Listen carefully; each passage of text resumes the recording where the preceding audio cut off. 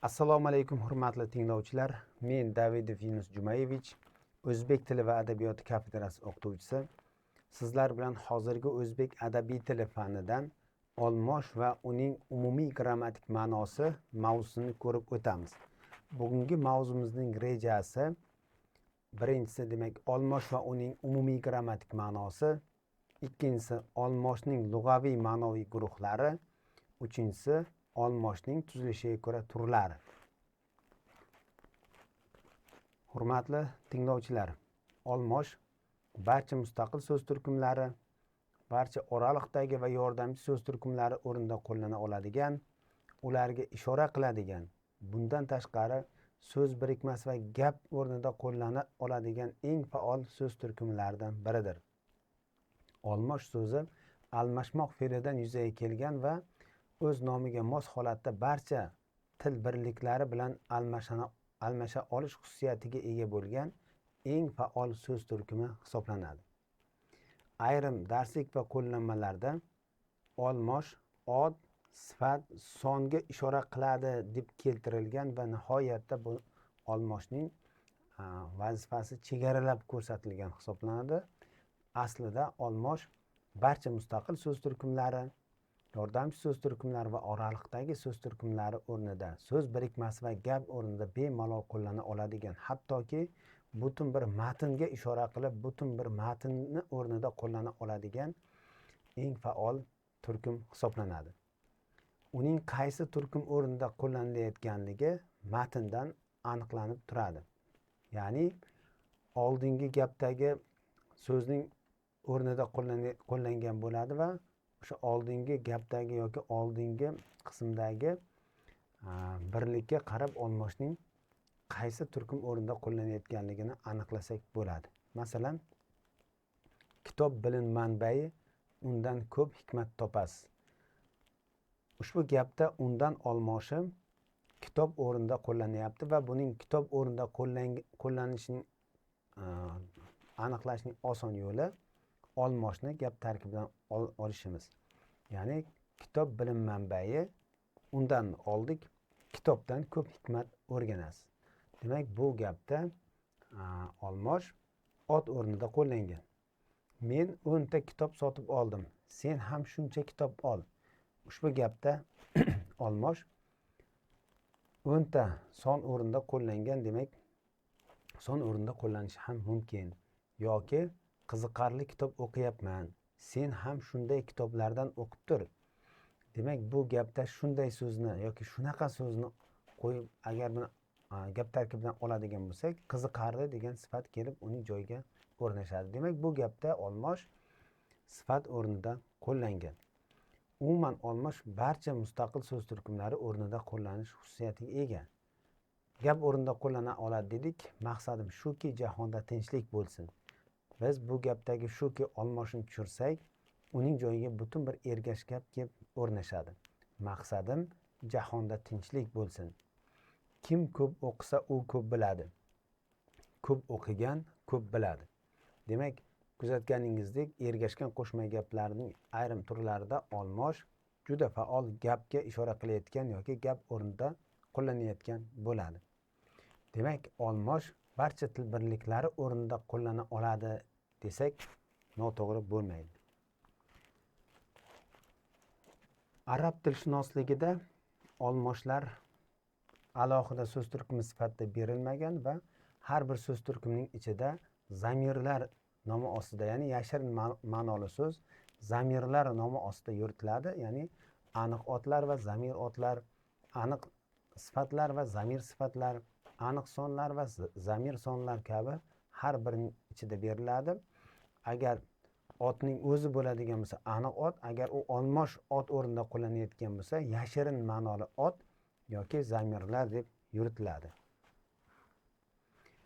Olmosh demak bir qancha ma'noviy turga ega va biz quyidagi taqdimotda olmoshlarning ayrimlarini keltirdik. Demak, kim, nima, u, bu, shu, o'sha, qanday, qanaqa kabi birliklar olmosh so'z turkumi hisoblanadi va ma'lum bir turkumlarga ishora qilib gapda noo'rin takrorlardan, taftologiyadan saqlashga xizmat qiladi.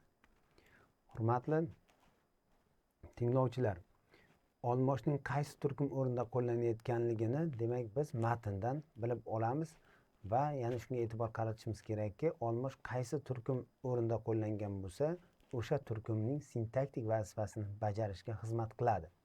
Masalan, o'qituvchi darsga keldi, u o'quvchilar bilan salomlashdi. Demak, bu yerda u olmoshi otning sintaktik vazifasi, ya'ni ega vazifasini bajarishga xizmat qilgan. Olmosh o'zidan oldin aniqlovchilarni qabul qilmaydi. Demak, aniqlovchi qabul qilmaydigan so'z turkumlari sirasiga kiradi.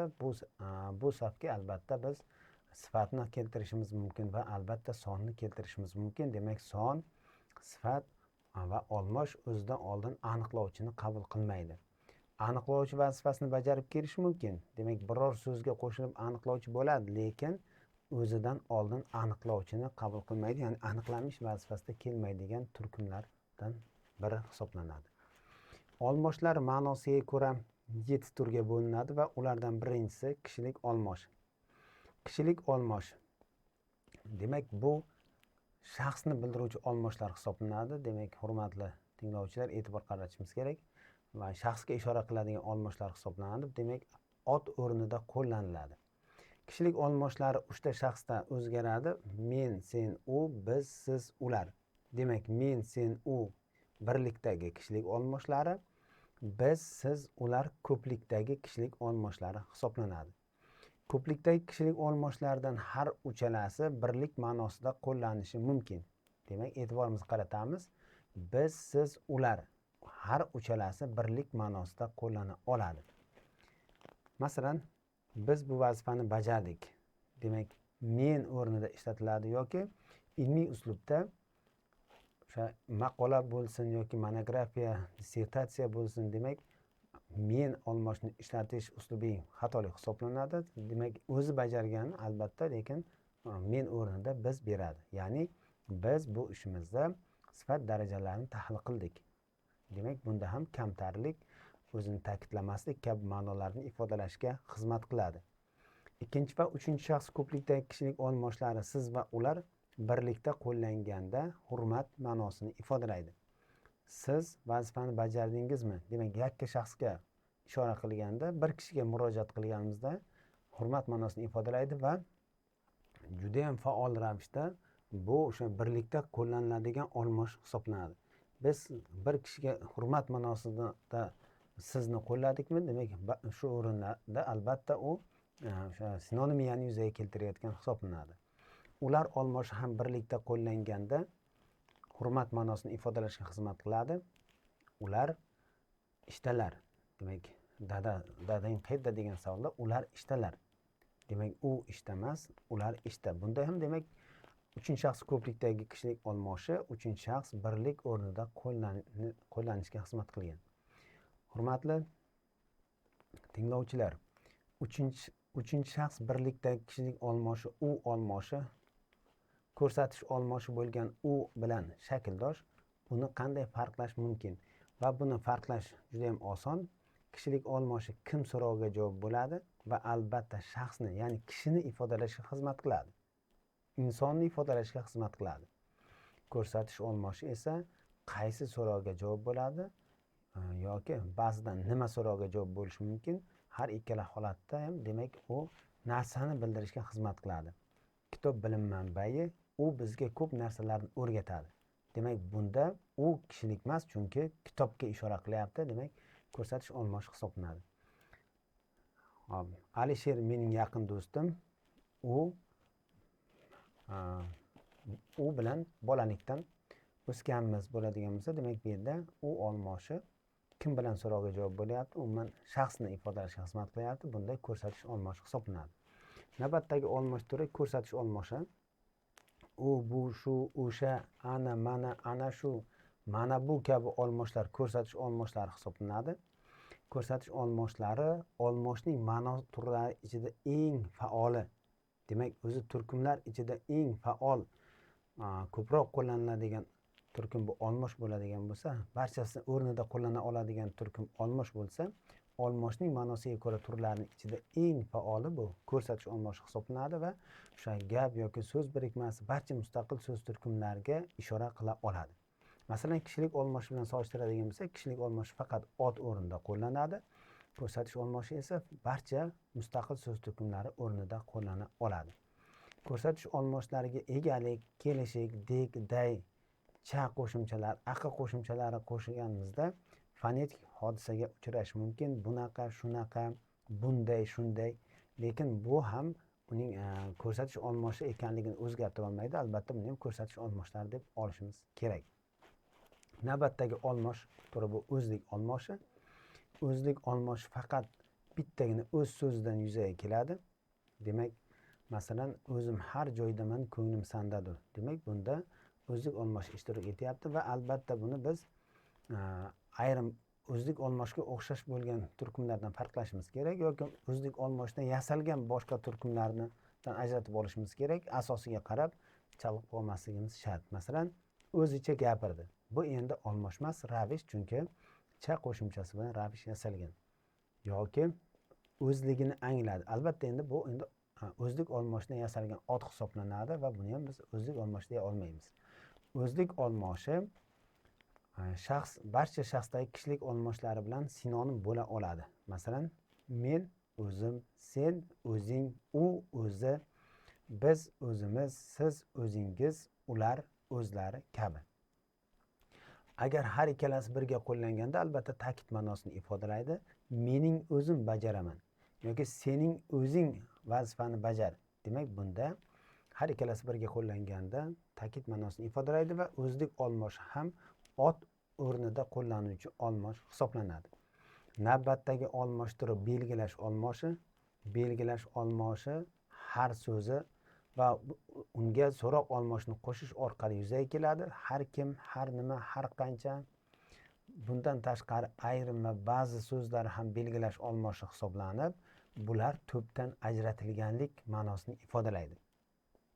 Ayrim savollar borki, talabalar tushunmaydi. Demak, savollar ko'p, shulardan ayrimlari. Ayrim insonlar borki, vaqtning qadriga yetmaydi. Demak, odamlar, insonlar ko'p, lekin ayrimlar, ya'ni to'pdan ajratish vazifasini bajaradi. Bundan tashqari belgilash olmoshlarining ayrimlari jamlik ma'nosini ifodalashga xizmat qiladi. Bari, jami, yalpi, butun kabi, hamma kabi olmoshlar jamlik ma'nosini ifodalaydi va demak bu ham belgilash olmoshi sarasiga kiradi. E'tibor bersak, belgilash olmoshlari jamlik va to'pdan ajratilganlik ma'nosini ifodalashga xizmat qiladi. Navbatdagi olmosh so'roq olmoshi. So'roq olmoshi demak turli turkumlarining so'rog'ini ifodalab kelish mumkin. Masalan, shaxs so'rog'i kim, narsa so'rog'i nima, belgi so'rog'i qanday, qanaqa va hokazo. Demak, miqdor so'rog'i qancha. Demak, turli turkumlarning so'roqlarini ifodalab keladi va ba'zan so'roq olmoshlari ham bir-birining o'rnida almashim ishlatilishi mumkin. Sinonimiyasini kuzatishimiz mumkin. Masalan, isming nima? Aslida isming kim? Yoki nima ovqat qilding? Aslida qanday ovqat qilding? Bunda belgi so'rog'ining o'rnida narsa so'rog'i ishlatilgan. Navbatdagi olmosh turi bu gumon olmoshi. Gumon olmoshi bu alla va dir qo'shimchalarini so'roq olmoshlariga qo'shish orqali yuzaga keladi. Masalan, kimdir, alla kim, nimadir, alla nima kabi. Bundan tashqari bir so'zi, kishi, narsa, nima so'zlari bilan birikkanda ham gumon ma'nosini ifodalaydi. Bir kishi keldi, bir narsa dedi, bir nima oldi kabi gumon ma'nosini ifodalab, gumon olmoshini yuzaga keltirishi mumkin. Demak, gumon olmoshi o'z nomiga mos holda gumon ma'nosini ifodalashga xizmat qiladi. Navbatdagi olmosh turi bu bo'lishsizlik olmoshi. Bo'lishsizlik olmoshi hech so'zi orqali yuzaga keladi. Hech kim, hech nima, hech qachon. Demak, ya'ni hech so'zni so'roq olmoshlariga qo'shish orqali yuzaga keladi va bo'lishsizlik olmosh qatnashgan gaplarning kesimi inkor shaklda bo'ladi. Demak, ko'rsatish olmoshlariga yana qo'shimcha ma'lumotlar berilyapti. Demak, hurmatli tinglovchilar, olmoshlar tuzilishiga ko'ra 4 ta turga bo'linadi. Sodda olmosh, qo'shma olmosh, juft va takroriy olmoshlar kabi 4 turga bo'linadi. Sodda olmosh demak bitta asosdan tashkil qilinadi va unda demak yasalish tizimi bo'lmaganligi sababli, ya'ni apfiksiatsiya usuli bilan va kompozitsiya usuli bilan olmosh yasalmaganligi sababli sodda olmoshni biz o'sha sodda tub va sodda yasamaga ajratmaymiz. Demak, sodda olmoshlar bitta asosdan tashkil qilinadi. Qo'shma asoslar ikkita asosning qo'shilishidan hosil qilinadi va bu ayrim olmoshning ma'no guruhlari ichida uchraydi. Masalan, hech kim, har qanday kabi. Juft olmoshlar ikkita bir-biriga yaqin ma'noli so'zlardan tashkil qilinadi. Senu men, sizu biz kabi. Takroriy olmoshlar esa demak bir asosning takrorlanishidan hosil bo'ladi. Quyidagi savollarga javob berish orqali mavzuni mustahkamlashingiz mumkin. Agar mavzu yuzasidan savollar tug'ilsa, quyidagi manzillarimizga murojaat qilishingiz mumkin. E'tiboringiz uchun rahmat.